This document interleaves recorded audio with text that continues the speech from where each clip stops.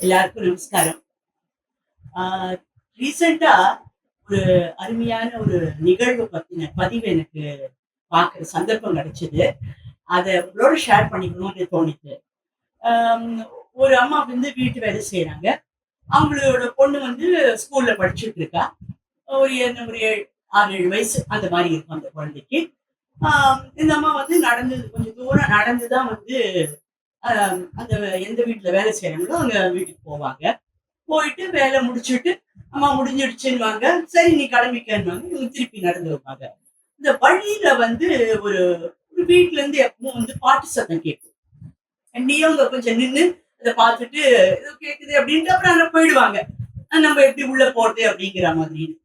அ அப்படியே கொஞ்சம் அப்படியே நாள்கள் போயிட்டே இருக்கு. அப்புறம் ஒரு நாளைக்கு ஏதாச்சும் அங்க பக்கத்துல ஏதோ கொஞ்சம் குழந்தைங்க விளையாடின்னு இருக்கு. அவங்க கிட்டக்க கேட்கறாங்க, "இது என்னம்மா இங்க ஏதோ பாட்டு சத்தம் கேட்குதே" அப்படின்னு. அது வந்து சாய் பஜன் நடக்குது அப்படின்னு சொல்லிட்டு அந்த குழந்தைங்க சொல்றாங்க. சரி, கொஞ்சம் ஏதோ நல்லா இருக்க மாதிரி இருக்கே அப்படின்னு போலாமா அப்படின்னு இவளுக்கு தோணுது. ஆனா வந்து சரி தெரியாத இடமாச்சேன்னு கொஞ்சம் தயக்கமாவும் இருக்கு. அப்புறம் அப்படி மெதுவா போறா. போயிட்டு அந்த வாசல்ல அந்த போர்டு எழுதியிருப்பாங்க இல்லையா?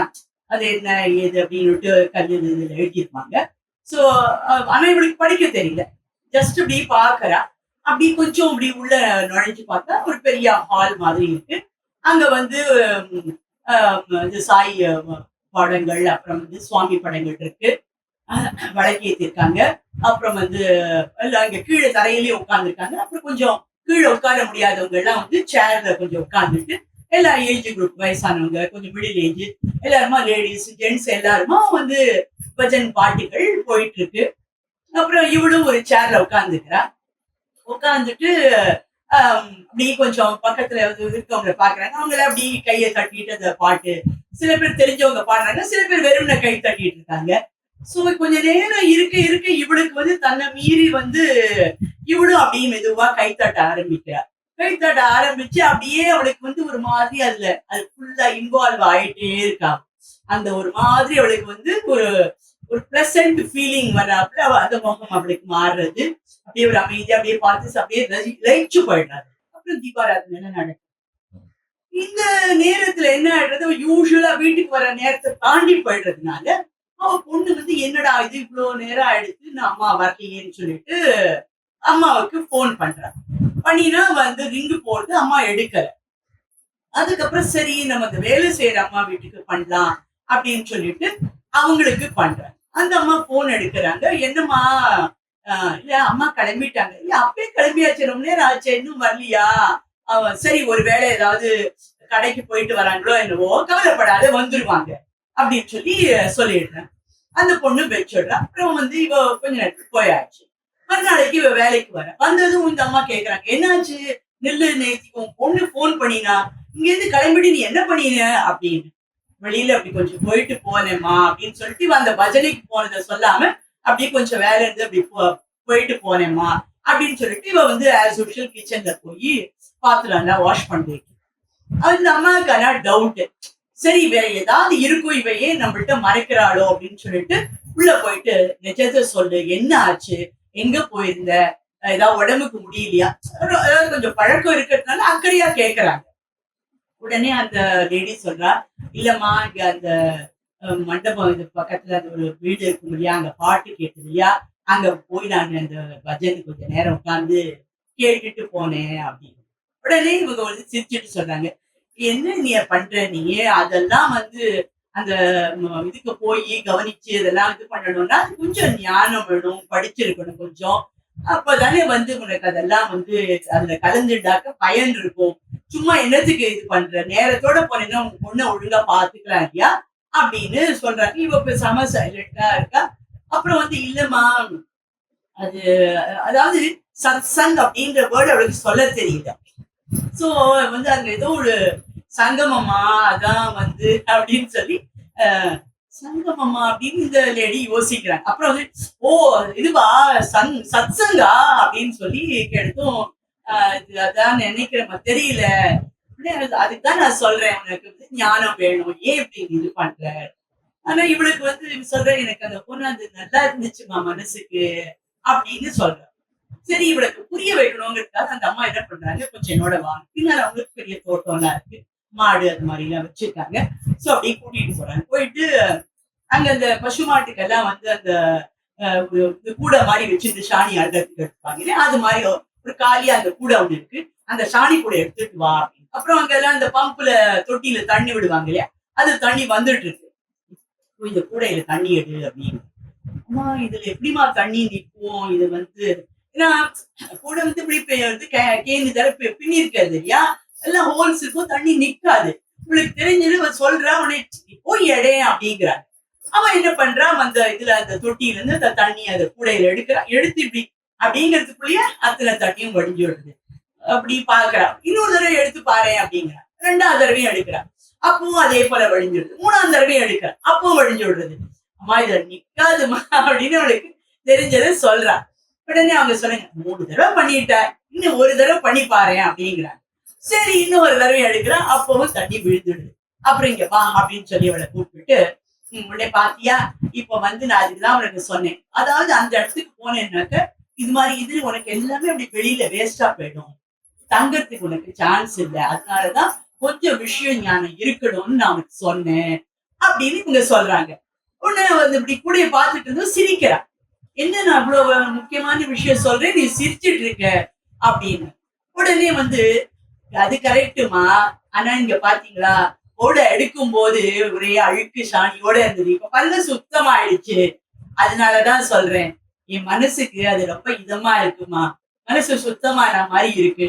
அதனாலதான் எனக்கு நேரம் போறது தெரியாம உட்கார்ந்துட்டேன், போகணும் போல இருக்கு அப்படின்னா. அப்பதான் அவங்களுக்கு புரிஞ்சுது. உடனே சரி நாளைக்கு நீ போகும்போது நானும் உன் கூட வரேன் அப்படின்னு அந்த அம்மா சொல்றாங்க. இதுல இருந்து நமக்கு கிடைக்கிற பாடம் எத்தனையோ நம்ம சொல்றோம், டென்ஷன் ஃப்ரீ பண்ணணும், கொஞ்சம் வந்து ஸ்ட்ரெஸ் பஸ்டர் இருக்கணும். இப்ப இந்த வார்த்தைகள்லாம் ரொம்ப எல்லாருமே உபயோகப்படுத்துற வார்த்தைகள் இல்லையா. சோ அதுக்கு இந்த மாதிரி ஒரு சத்சங் ஒரு இடங்கள், அந்த பஜனை நடக்கிறதோ, இல்ல நாம சங்கீர்த்தனம் நடக்கிறதோ, இல்ல உபன்யாசம் நடக்கிறதோ, கதா கலக்ஷேபம் நடக்கிறதோ, பிரவச்சனம் நடக்கிறதோ, அங்க எல்லாம் போகும்போது என்ன ஆகுது, நம்ம மறந்து அதோட நம்ம லயிக்கிறதுக்கான வாய்ப்பு இருக்கு. அந்த பிளசன்ட் அட்மாஸ்பியர் அப்படி இருக்கும் போது என்ன ஆகுது, நம்மளுடைய மனசுல இருக்கிற பாரமோ அழுக்கோ அதெல்லாம் மெதுவா கரைஞ்சு போயிடும். இதுக்காகத்தான் வந்து இந்த மாதிரி சத்சங் முக்கியம் அப்படின்னு எல்லாரும் சொல்றாங்க. சோ இந்த ஒரு சின்ன விஷயத்துல இருந்து, அது படிப்பறிவு தான் இருக்கணுங்கிறது இல்ல, இல்ல ரொம்ப புத்திசாலியா இருக்கணுங்கிறது இல்ல, விஷய ஞானம் இருக்கணும் எதுவுமே இல்ல. ஒண்ணும் தெரியாம கூட நம்ம போனோம்னா நமக்கு அதுல வந்து உபயோகம் இருக்கு. இதுல இருந்து நம்ம இன்னொரு ஒரு அடிஷனலா நம்ம செய்ய வேண்டிய ஒரு பொறுப்பு நம்மளுக்கு அடுத்த ஜெனரேஷன் குழந்தைகளை கண்டிப்பா இந்த மாதிரி விஷயங்களுக்கு கூட்டிட்டு போகணும், இந்த மாதிரி இடங்களுக்கு கூட்டிட்டு போகணும். உங்க இதுக்கு இது கேட்க வைக்கணும். இப்போ இந்த மாதிரி இடங்கள்ல என்னென்ன செய்வாங்க, இப்போ வந்து பாத்தீங்கன்னா இப்போ உபன்யாசம், இந்த காலக்ஷேபமோ பிரவச்சனம் நடக்கிறது ஒண்ணு, பாகவத சப்தாகம் அப்படின்னு பண்ணுவாங்க இல்லையா, இல்லைன்னா ராமாயணம் கதை சொல்லுவாங்க, இல்ல தேவிய மகாத்மியம் அப்படின்றது அதை சொல்லுவாங்க, இல்லைன்னா இப்போ இந்த நாம சங்கீதத்துல பாத்தீங்கன்னா ராதா கல்யாணம் பத்தி கொஞ்சம் கொஞ்சமா ஸ்டேஜஸா வந்து அதுல பாட்டுகள் பாடுவாங்க, இல்ல சீதா கல்யாணம் அதை பார்த்து பாடுவாங்க.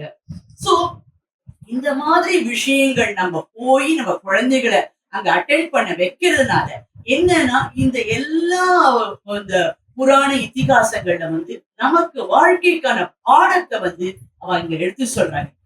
ஒரு மகனா நம்மளுடைய பொறுப்பு எப்படி, ஒரு அண்ணனா இருந்தா எப்படி இருக்கணும், இல்லைனாக்க ஒரு ஃப்ரெண்டா இருக்கிறது எப்படி இருக்கணும், அதே போல வந்து ஒரு தாயா இருக்கு அவங்க சொல்றச்சு எப்படி இருக்கணும், எந்த மாதிரி கஷ்டம் வந்தாலும் என்ன மாதிரி ஒரு ஒரு ஒரு அட்மினிஸ்ட்ரேஷன்ல எப்படி நம்ம நடந்துக்கணும், சோ ஒரு குரு கிட்ட எப்படி இருக்கணும், இது மாதிரி பல விதமான நம்மளுடைய ரெஸ்பான்சிபிலிட்டி நம்ம வாழ்க்கையில எப்படி நம்ம தர்மத்தை கரெக்டா கடைபிடிச்சு நம்ம அப்படியே போன எந்த இது வந்தாலும் அப்படி இப்படி பாதை மாறக்கூடாதுங்கிறது பலர் நம்மளுடைய அந்த வாழ்க்கை சரித்தங்களை நம்ம கேட்கும் போது, அதே போல நம்ம வந்து நம்ம பக்தியில நம்ம ஈடுபடும் போது யூ சரண்டர் அப்படின்பாங்க இல்லையா, அதாவது சரணாகதி.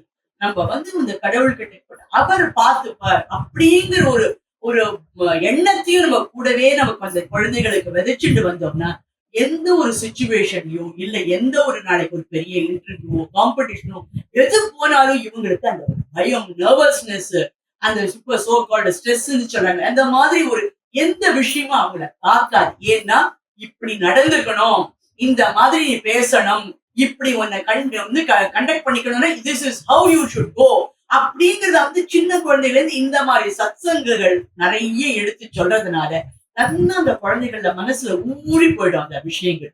சோ அது ஆழமா போனது. நான் எப்போ வந்து ஒரு கட்டடத்துக்கு பேஸ்மெண்ட்டை ஸ்ட்ராங்கா வச்சுட்டோம்னா மேல எத்தனை மாடி வேணா கட்டலாம்னு சொல்றோம் இல்லையா, அந்த மாதிரி இந்த பேஸ்மெண்ட் அந்த குழந்தைகளுக்கு ரொம்ப ஸ்ட்ராங்கா அமைஞ்சிடும். எந்த சிச்சுவேஷன்லயும் பதட்டப்படாம கடவுள் நம்மளை கை கொடுத்து அழைச்சிட்டு போவாரு. நம்ம வந்து ஒழுங்கான பாதையில நடந்தோம்னா நமக்கு என்னைக்கும் கெடுதல் வராது, நம்ம எல்லாத்தையும் தாண்டி வர முடியும் அப்படிங்கிற ஒரு அழுத்தமான நம்பிக்கைய அந்த குழந்தைகள் மனசுல அந்த சத்சங் வந்து கொடுக்கும். அதனால கண்டிப்பா நம்ம அடுத்த ஜெனரேஷனை இந்த மாதிரி நல்ல சத்சங் விஷயங்கள்ல கண்டிப்பா அவங்கள பங்கேற்க வச்சு நிறைய அதோடைய நல்ல விஷயங்களை நாமும் வீட்டுல அவங்களுக்கு திருப்பி ஞாபகப்படுத்தி அந்த குழந்தைகளை ஒரு அற்புதமான தைரியமான தர்மத்துப்படி நடக்கிற குழந்தைகளா இந்த நாட்டுக்கு நம்ம ஏற்பாடு பண்ணி கொடுப்போம். ஜெய ஜெய சங்கர, ஹர ஹர சங்கர்.